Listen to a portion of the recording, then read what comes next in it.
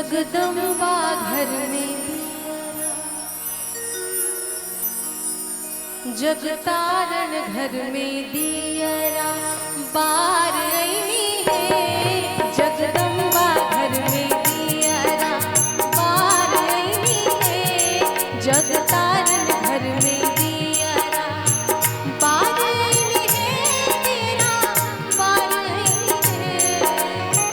बार आईनी है। तेरा बार आईनी है। जगदम्बा घर में जगतारण घर में दियरा हर बार आईनी है। जगदम्बा घर में दियरा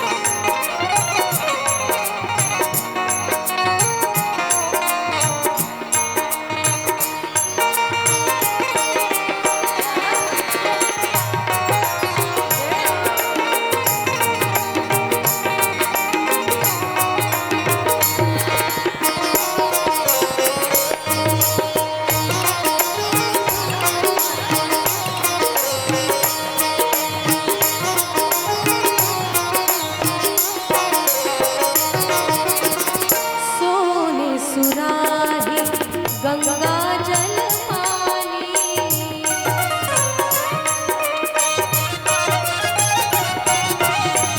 सोने सुराही गंगा जल पानी मैया जी के चरण मैया जी के चरण पखार आईनी है। हो मैया जी के चरण पखार आईनी है। जगतारण जगदम्बा घर में दियरा आहे बार आईनी है। जगतारण घर में दियरा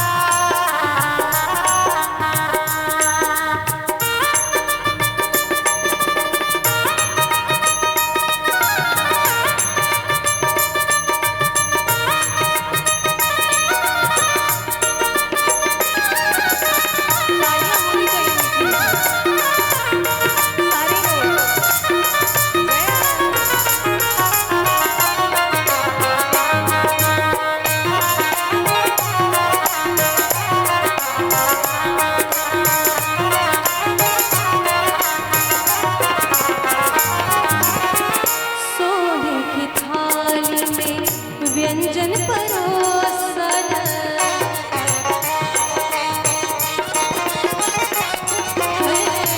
सोने की थाल में व्यंजन परोसन सोने की थाल में व्यंजन परोसन मैया जी के भोग मैया जी के भोग लगाए आईनी है।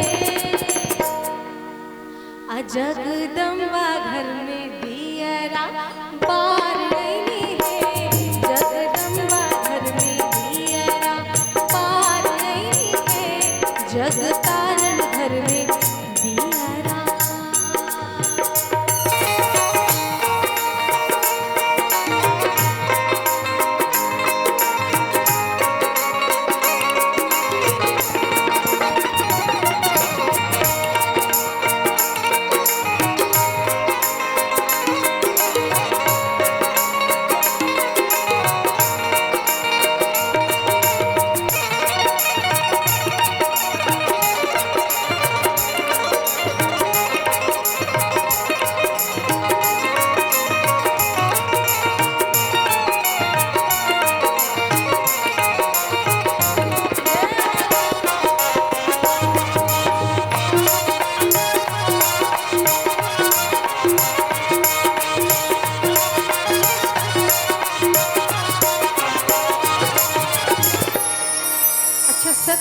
बताइए ये भजन कितने लोगों को याद है? एक बार हाथ उठा के आप सभी बताइए।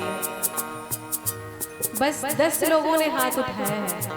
इतना पुराना भजन है, हम लोग इस भजन को सुन के बड़े हुए हैं और आपने सुना ही नहीं है। हमारे बहुत सारे बुजुर्ग लोग यहाँ पे गार्जियंस बैठे हैं, उन्होंने भी नहीं सुना।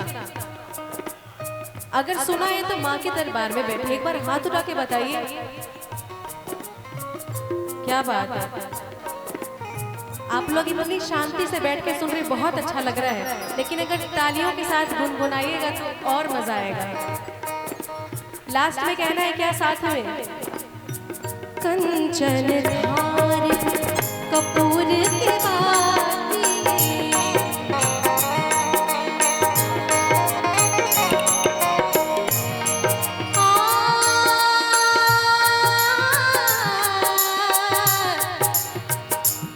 मैया जी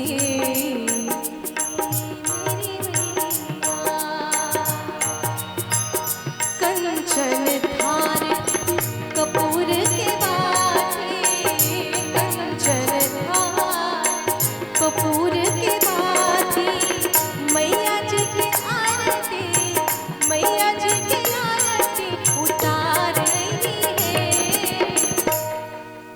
अरे मैया जी की आरती, मैया जी की आरती उतार रही है। और क्या? जगदम्बा घर में, गाइए साथ में, जगदम्बा घर में। बहुत शर्मीले लोग हैं आप लोग, इतना शर्माया जाता है माँ के दरबार में। हो जगदम्बा घर में, सभी लोग आइए, जगदम्बा घर में। ये बात कुछ लोगों ने शर्म है थोड़ा साइड में रखा है और गा रहे हैं, अब बाकी पीछे वाले लोग जगदम्बा घर में। वाह, माता रानी आप लोगों को इतनी ताकत दे कि आपकी आवाज बाहर तक निकले। मैं यही विनती करूंगी कि जगदम्बा घर में दिया बार